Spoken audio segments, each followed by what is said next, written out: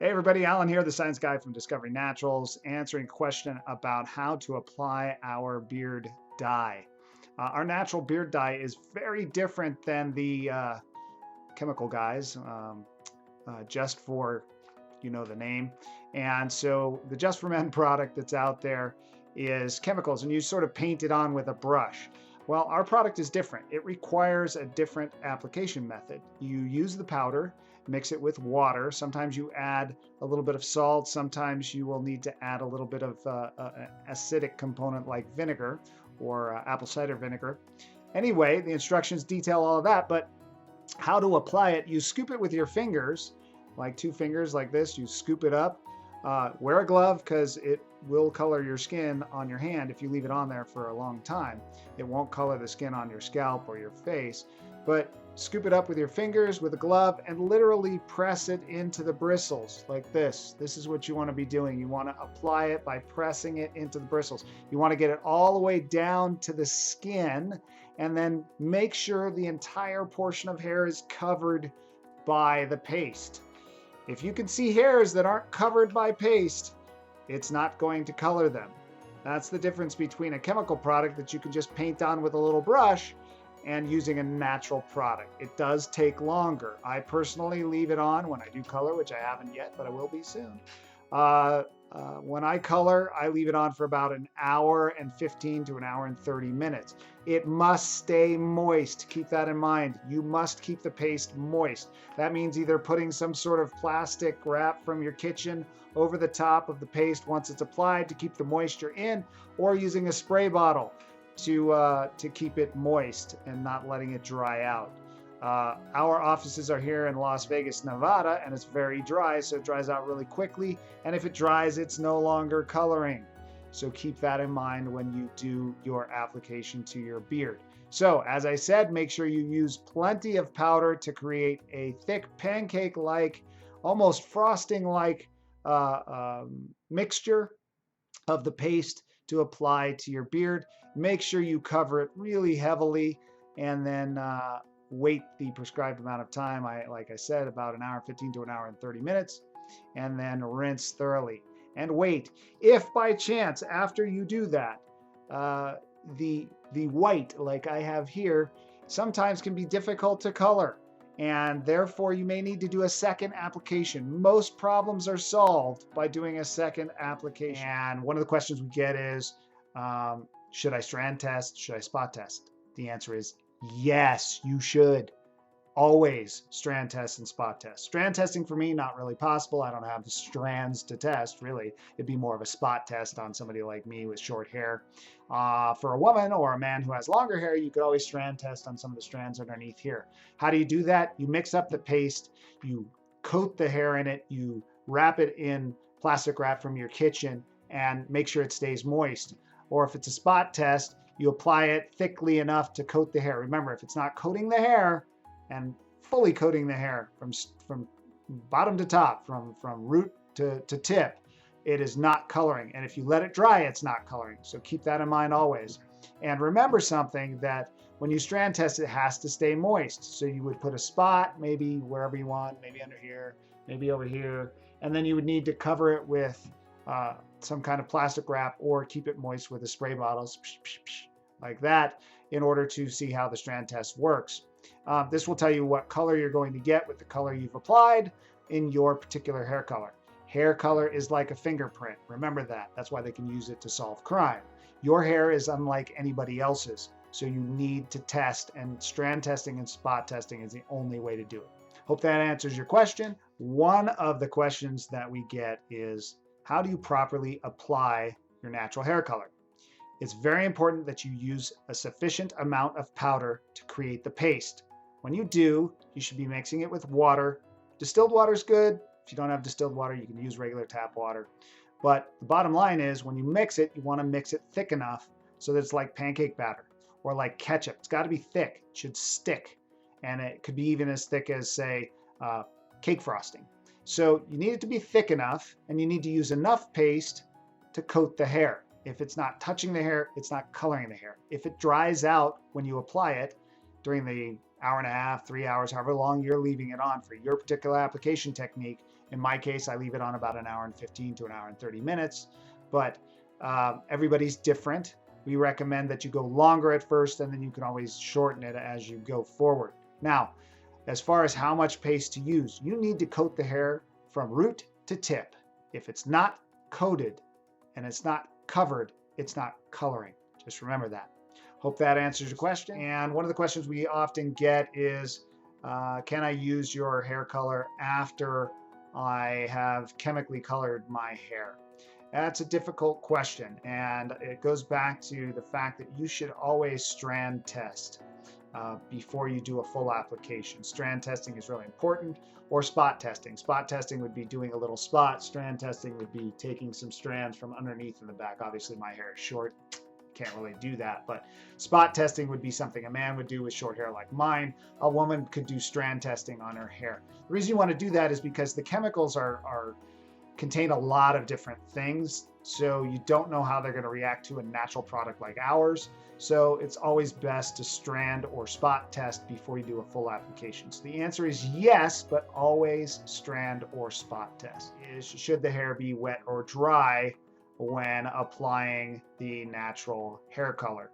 The answer to that is, I recommend that you keep your hair damp. So if you're washing it with a natural shampoo before you color it, make sure there's no oils or conditioners in that shampoo, and do not condition your hair before you color. And then towel it dry, leave it damp. It'll be easier to work the color paste into your hair. So the answer to the question is, damp hair is probably good. You can do it on non-shampooed hair, by the way. That's not an issue. But if you want to shampoo it, just make sure it doesn't have any oils, because that would prevent the penetration of the natural hair color into the hair. So that's it. That's the answer to the question. Thanks. See you next time.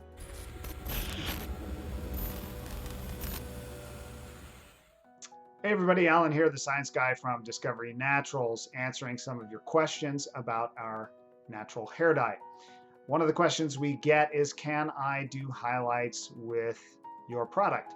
The answer is yes, but it depends on whether or not your hair has gray in it. So if you have salt and pepper, kind of like I do, if I apply a light brown, it's going to look like highlights. Wherever there is gray hair, it's going to look like light brown highlights. So if your hair has dark and light tones to it, and you add a slightly lighter tone than your actual darker hair, it's going to look like highlights. So just know that any light hair that you color with a light, one of our light colors like light brown or strawberry blonde or something like that, is going to give you what appears to be highlights. You cannot lighten hair with our products. That requires chemicals. And so you would not be able to lighten dark hair to highlight it with our products. That would require bleach and peroxide. So I hope that answers your question. Thank you. Questions about how often can you apply your hair color? The answer is as often as you like, really. Our hair dye lasts a very long time on the hair, generally between 4 and 8 weeks. It fades naturally, so you can apply as often as you need. In fact, some people will apply multiple times in the same day. Why would they do that? Because sometimes when you have white or gray like I do, it's hard to color. And so you end up needing to do multiple applications in order to color it. That often occurs on the first go around, but it's a small percentage of the people that actually need to do that. White and gray hair tends to be more difficult to color, and so sometimes it requires a second application. So the answer to the question of whether or not and how often you can use our product is simply that you can use it really as often as you like or as you need. Hope that answers the question. Thanks. See you next time. One of the questions we get is, do you need to use distilled water with our products? It's a good idea. Distilled water is pure water. It's not going to have any chemicals in it. Most of the municipal waters and well water that are around the United States have chemicals and minerals and salts and metals in them. So it's best to use distilled water if you have it available. You don't have to, but it's cheap to get. A gallon is like 99 cents or less at your local store. So if you can, certainly worthwhile to use.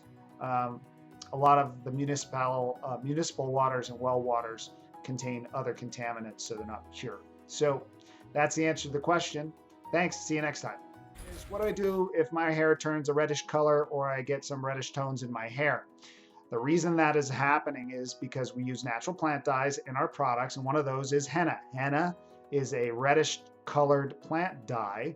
It's reddish to reddish brown, and so sometimes people's hair will absorb more of the henna than the other plant dyes that are in the color that they're using.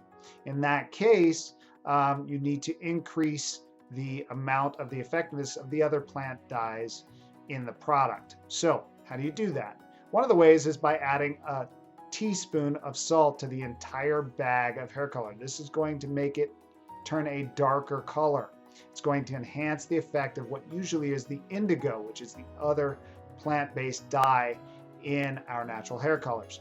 So the solution is normally reapply with the additional salt added to it. And certainly if you happen to be using or did use in the first application an acidic component, which increases the red. Again, this is all detailed in our instruction sheet. If you used an acidic component, do not use it in the reapplication process. You won't need it. The acidic component, like vinegar or apple cider vinegar or lemon juice, increases the redness of all of the colors. So if you want to increase redness, you add acidic components to the mixture. So you mix it with water, you add the vinegar, lemon juice, or apple cider vinegar. That will enhance the red tones of the colors that we have, our natural hair colors. If you want to enhance the darker, browner, or black components, you want to add the salt component, the table salt component.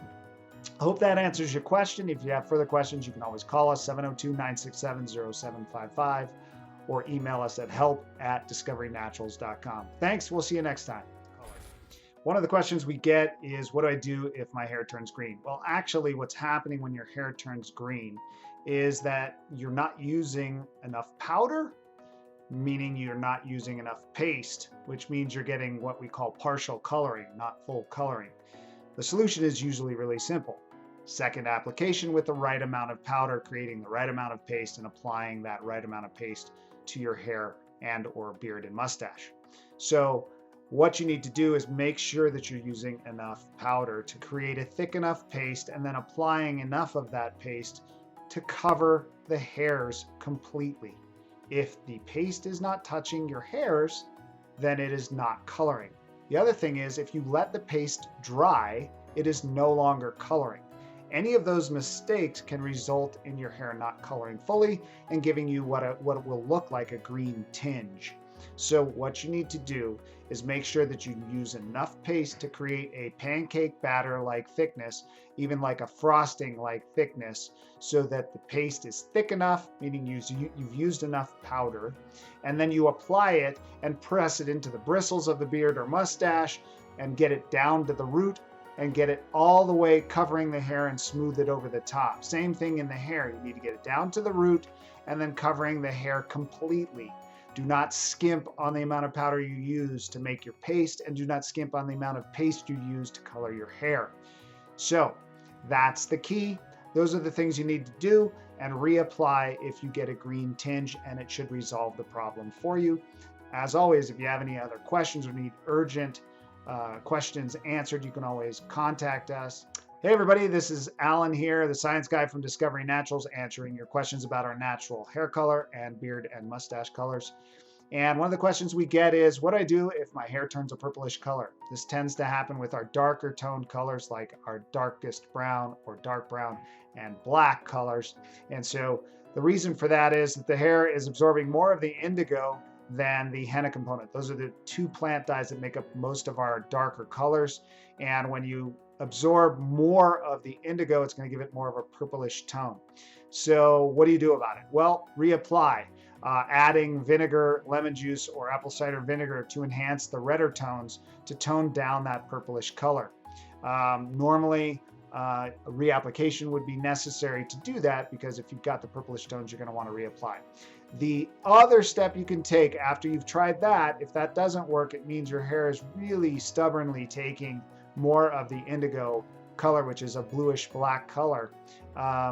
and creating that purplish tone, you need to do a two-step process, which means that you need to apply pure henna powder first, then apply the black natural hair color afterward. Those are the things that you would do to solve the problem. So that's how you solve the problem of your hair turning a slight purplish tint. Thanks, everybody. As always, if you have questions, give us a call, 702-967-0755, or email us at help@discoverynaturals.com. Thanks. We'll talk to you next time. We often get questions about, should I add salt? Should I add vinegar? Should I add lemon juice? Should I add apple cider vinegar? Should I add black tea? Etc. So let's take them one by one.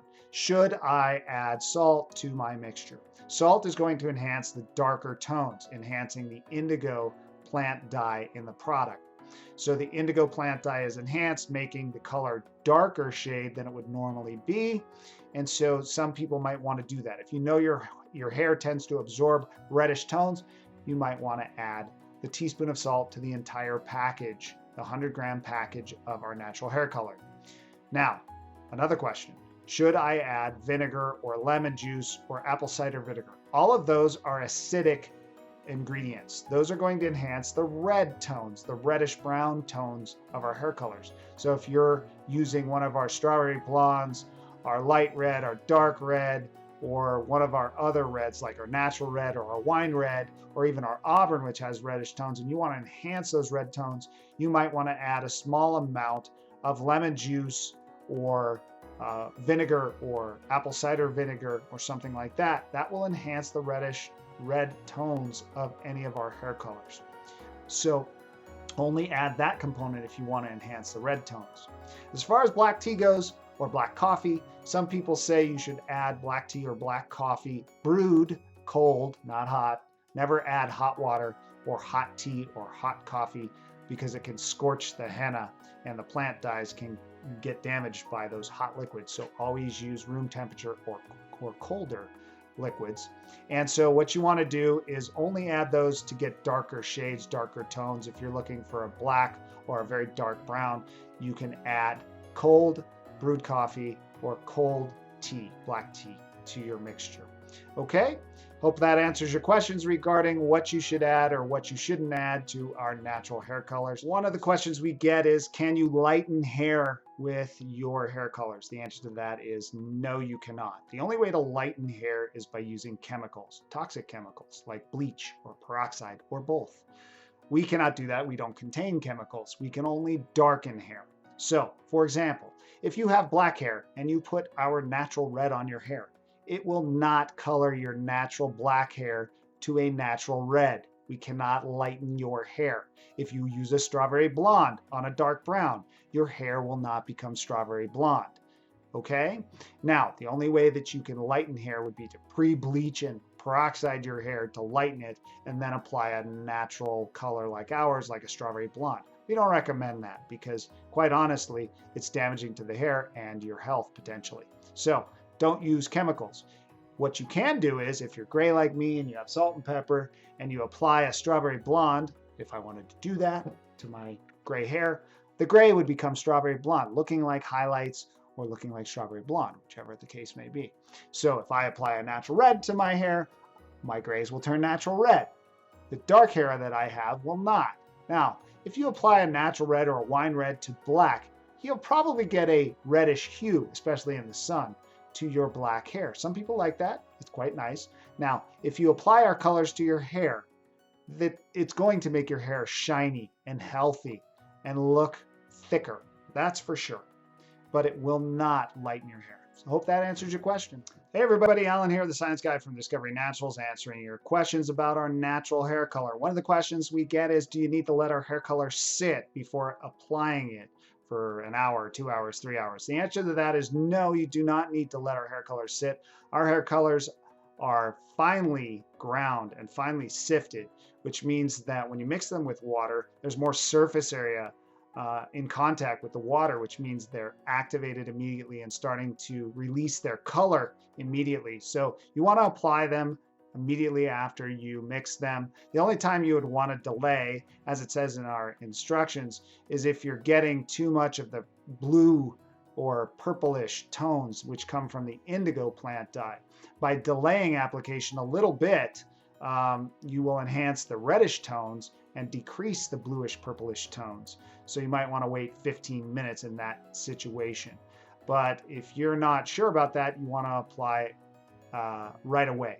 Again, one of the things we always say, strand test and spot test. For me, I can't strand test. I don't have long enough hair.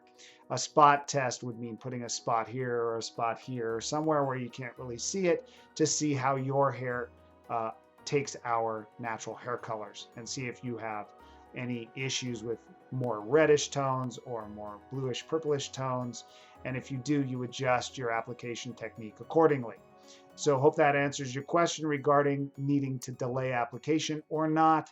As always, if you have any questions, you can reach out to us via phone 702-967-0755 or email us at help@discoverynaturals.com. We'll see you next time. Thanks.